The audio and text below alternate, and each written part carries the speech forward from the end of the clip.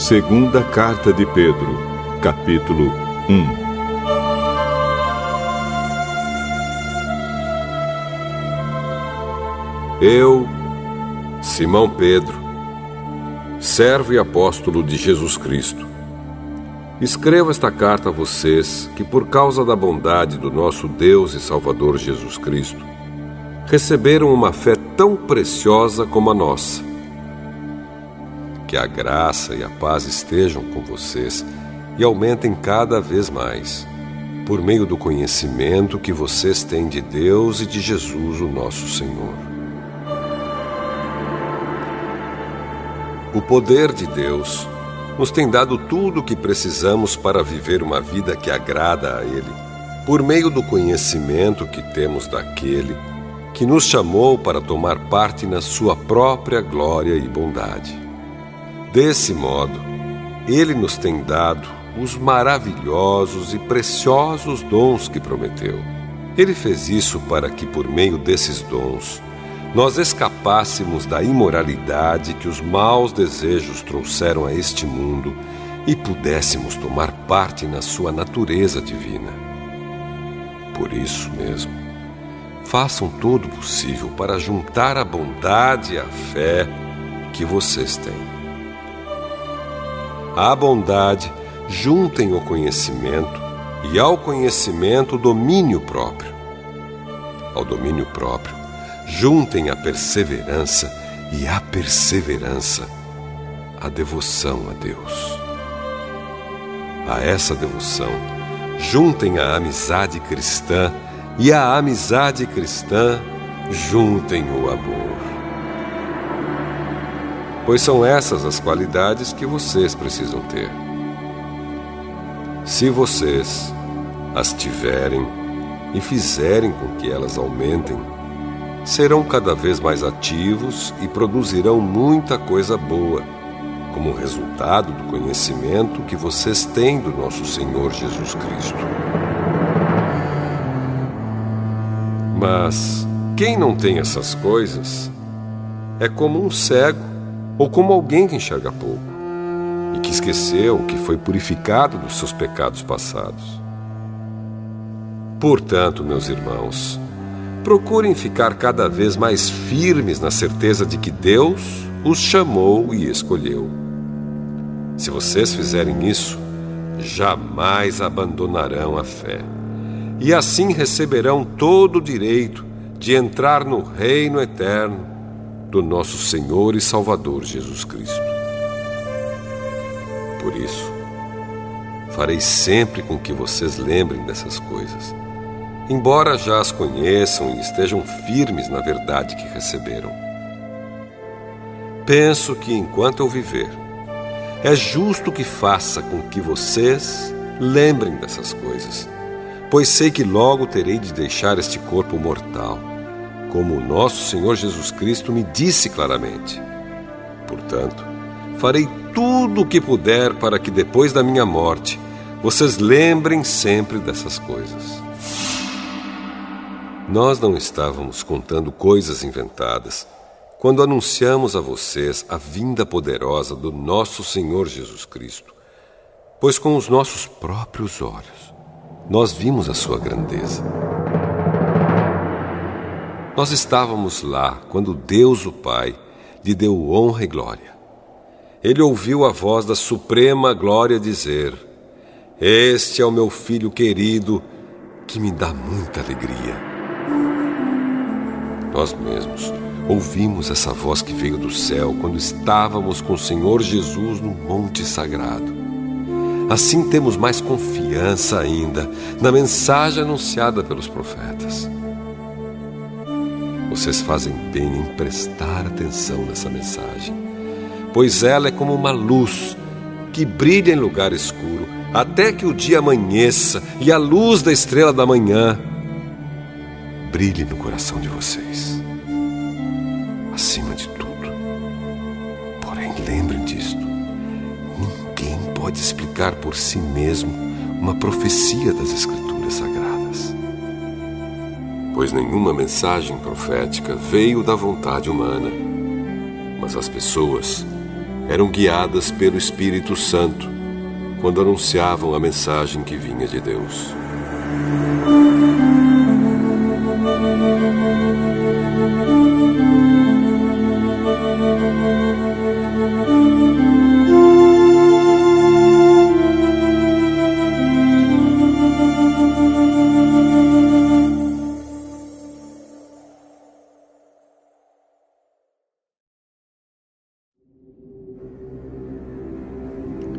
Segunda Carta de Pedro, capítulo 2. No passado, apareceram falsos profetas no meio do povo. E assim também vão aparecer falsos mestres entre vocês. Eles ensinarão doutrinas destruidoras e falsas e rejeitarão o mestre que os salvou. E isso fará com que caia sobre eles uma rápida destruição. Mesmo assim, muita gente vai imitar a vida imoral deles. E por causa desses falsos mestres, muitas pessoas vão falar mal do caminho da verdade. Em sua ambição pelo dinheiro, esses falsos mestres vão explorar vocês, contando histórias inventadas. Mas faz muito tempo que o juiz está alerta e o destruidor deles está bem acordado. Pois Deus não deixou escapar os anjos que pecaram, mas os jogou no inferno e os deixou presos com correntes na escuridão, esperando o dia do julgamento. Deus não deixou escapar o mundo antigo, mas trouxe o dilúvio sobre o mundo dos que não queriam saber de Deus. A única pessoa que ele salvou foi Noé, que anunciou que todos deviam obedecer a Deus. E Deus também salvou mais outras 7 pessoas. Deus condenou as cidades de Sodoma e Gomorra, destruindo-as com fogo, como exemplo do que vai acontecer com os que não querem saber dele.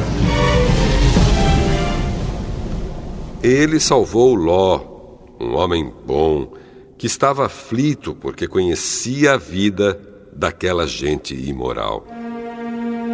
Todos os dias esse homem bom, que vivia entre eles, ficava muito agoniado ao ver e ouvir as coisas más que aquela gente fazia. Tudo isso nos mostra que o Senhor sabe como livrar das aflições as pessoas dedicadas a Ele. E também sabe como guardar os maus debaixo de castigo para o dia do julgamento. Ele castigará especialmente os que seguem os seus próprios desejos imorais e desprezam a autoridade dele. Esses falsos mestres são atrevidos e orgulhosos. Eles não têm nenhum respeito pelos gloriosos seres celestiais e os insultam. Ora, até mesmo os anjos, sendo muito mais fortes e poderosos do que esses falsos mestres, não os acusam com insultos na presença do Senhor. Mas esses homens agem por instinto, como os animais selvagens que nascem para serem caçados e mortos. Eles xingam aquilo que não entendem. Por tudo isso, eles serão destruídos como animais selvagens e pagarão com sofrimento o sofrimento que causaram aos outros. Eles têm prazer em satisfazer em pleno dia os seus desejos imorais. Quando se reúnem com vocês, são uma vergonha e um escândalo, divertindo-se o tempo todo com os seus modos enganosos. Não podem ver uma mulher sem a desejarem, e o seu apetite pelo pecado nunca fica satisfeito. Enganam as pessoas fracas e só pensam em ganhar dinheiro. Eles estão debaixo da maldição de Deus. Andam perdidos porque se desviaram do caminho certo. Seguem o caminho de Balaão, filho de Beor, que cobiçou o dinheiro que ia receber fazendo mal e foi repreendido por causa do seu pecado. Pois uma jumenta falou com voz humana e acabou com as loucuras do profeta. Esses falsos mestres são como poços sem água e como nuvens levadas pelo vento. Deus reservou para eles um lugar na mais profunda escuridão. Eles dizem coisas orgulhosas e loucas, e com os seus desejos impuros e imorais, enganam as pessoas que estão quase escapando daqueles que vivem no erro.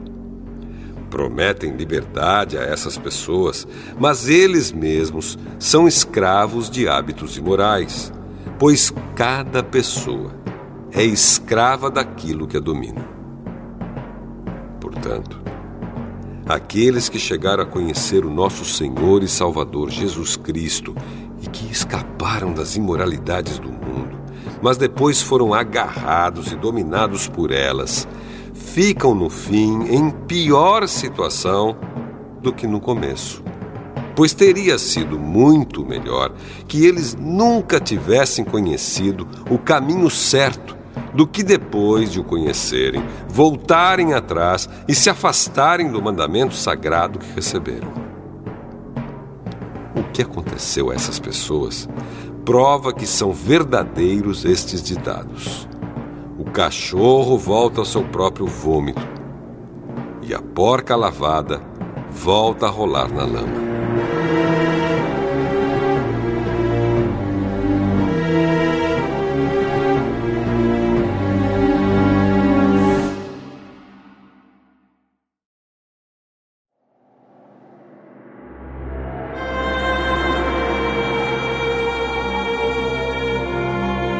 Segunda Carta de Pedro, capítulo 3. Meus queridos amigos, esta é a segunda carta que estou escrevendo a vocês. Nessas duas cartas, procuro despertar pensamentos puros na mente de vocês, fazendo com que lembrem dessas coisas. Quero que lembrem das palavras ditas há muito tempo pelos santos profetas e do mandamento do nosso Senhor e Salvador, que foi dado a vocês por meio dos apóstolos que anunciaram o Evangelho a vocês. Primeiro, vocês precisam saber que nos últimos dias vão aparecer homens dominados pelas suas próprias paixões. Eles vão zombar de vocês, dizendo: "Ele prometeu vir, não foi? Onde está ele? Os nossos pais morreram e tudo continua do mesmo jeito que era, desde a criação do mundo." Esses zombadores esquecem, de propósito, que há muito tempo Deus deu uma ordem e os céus e a terra foram criados. Esquecem que a terra foi formada da água e no meio da água, e também que pela água do dilúvio o mundo antigo foi destruído. Mas os céus e a terra, que agora existem, estão sendo guardados pela mesma ordem de Deus, a fim de serem destruídos pelo fogo. Estão sendo guardados para o dia do julgamento e da destruição dos que não querem saber de Deus. Meus queridos amigos, não esqueçam isto. Para o Senhor, um dia é como 1000 anos, e 1000 anos como um dia. O Senhor não demora a fazer o que prometeu, como alguns pensam. Pelo contrário, Ele tem paciência com vocês, porque não quer que ninguém seja destruído, mas deseja que todos se arrependam dos seus pecados. Porém, o dia do Senhor chegará como um ladrão.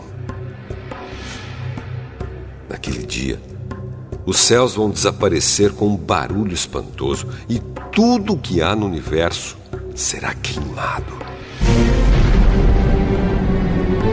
A terra e tudo o que existe nela vão sumir. Sabendo que tudo isso vai ser destruído assim, então que tipo de gente vocês precisam ser? A vida de vocês deve ser agradável a Deus e dedicada a Ele. Esperem a vinda do dia de Deus e façam o possível para que venha logo. Naquele dia, os céus serão destruídos com fogo. E tudo o que há no universo ficará derretido. Porém, Deus prometeu, e nós estamos esperando um novo céu e uma nova terra, onde tudo será feito de acordo com a vontade dele.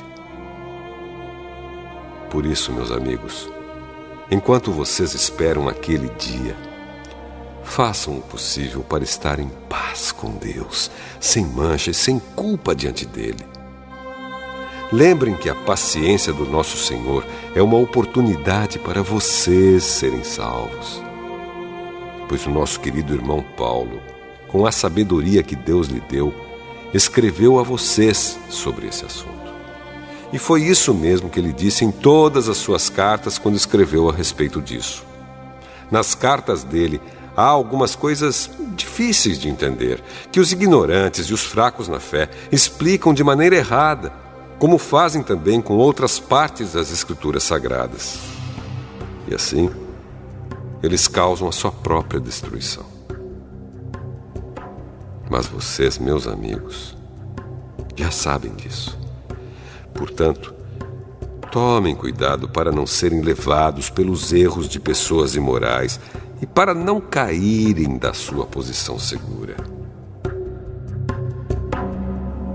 Porém, continuem a crescer na graça e no conhecimento do nosso Senhor e Salvador Jesus Cristo. Glória a Ele, agora e para sempre. Amém.